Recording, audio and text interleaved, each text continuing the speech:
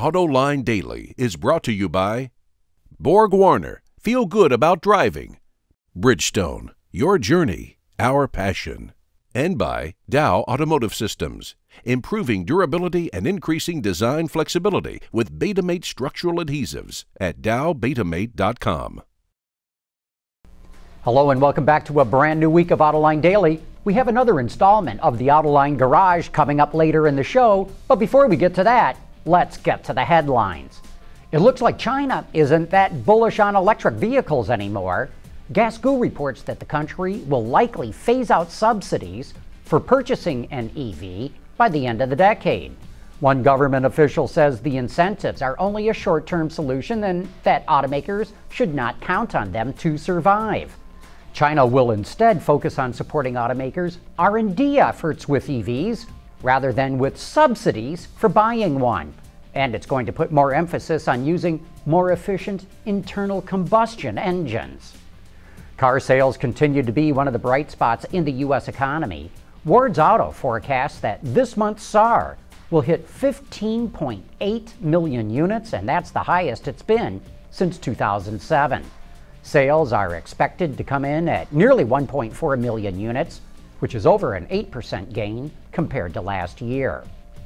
U.S. Transportation Secretary Ray LaHood has once again delayed his ruling to mandate backup cameras on all vehicles.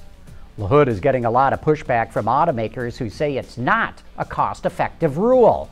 And as I keep pointing out, it's a dumb rule. And that's because backup cameras are not the best solution.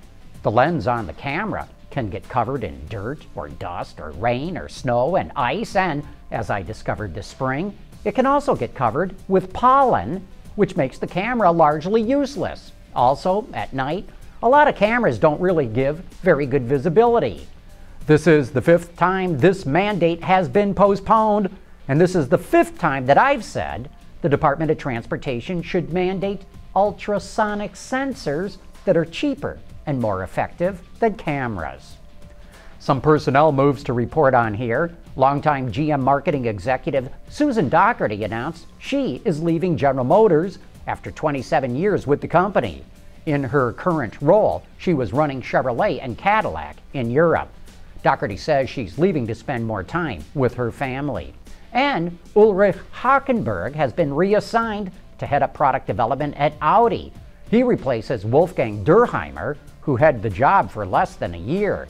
Reports out of Europe say that Durheimer was trying to cut costs by getting Audi out of building sports car engines and not fighting for Audi programs hard enough within the Volkswagen Group. Hackenberg, by the way, is also going to take over all product development for the VW Group, not just Audi. Acura is a brand that has never really caught on with the car-buying public in the U.S., so it is launching the biggest ad campaign in its history for the all-new Acura MDX.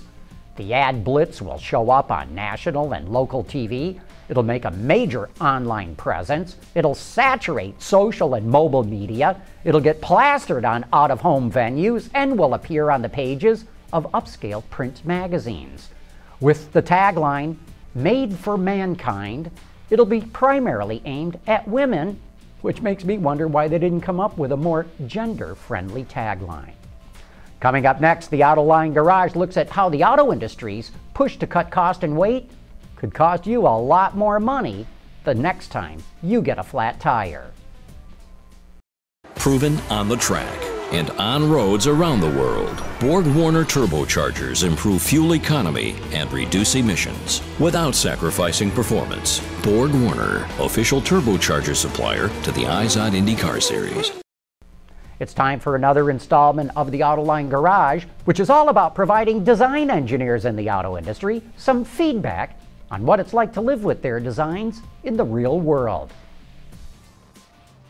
You know, automakers are always looking for ways to cut costs and reduce weight, and one of the easiest ways for them to do that is to get rid of the spare tire and jack. Then they just replace it with either tire repair in a bottle, or like this car, which uses a combination of compressor and sealer. Either way, they both use compressed air mixed with a tire sealer, but it really is quite easy to use. But read the directions and you'll see it's only for emergencies, not for slow leaks. And it will not even seal a bead leak, which is an improper seal where the tire meets the wheel. And in my opinion, the most common source of a leak on aluminum wheels.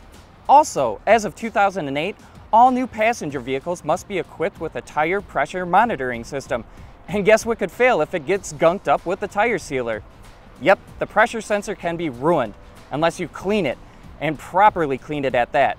If not, you'll have to replace it, and they're usually in the $100 range per sensor. So what are the options if you don't want the tire repair in a bottle? Well, you could just get a spare tire and jack. You know, most cars that don't come with the spare tire and jack offer them as an option from the dealer. Or you could even get a set of run-flat tires, but those tend to wear out faster and have a harsher ride than traditional tires. So I know why all you designers want to get rid of the spare tire and jack, but just keep in mind, if a customer does get a flat, it's gonna cost them a lot more money. For Autoline Garage, I'm Sean McElroy. Say, did you know that those tire repair bottles expire in about 3 years and that it costs $30 to replace them? I never knew that, and I'll bet most motorists don't either. And while those compressors are really cool to have, they cost about $70 to replace. You know, I can't remember the last time I had to fix a flat, but I sure do see a lot of cars running around with those mini spares on. So I guess flat tires are still a common enough occurrence. Anyway, that wraps up today's report. Thanks for watching, and please join us again tomorrow.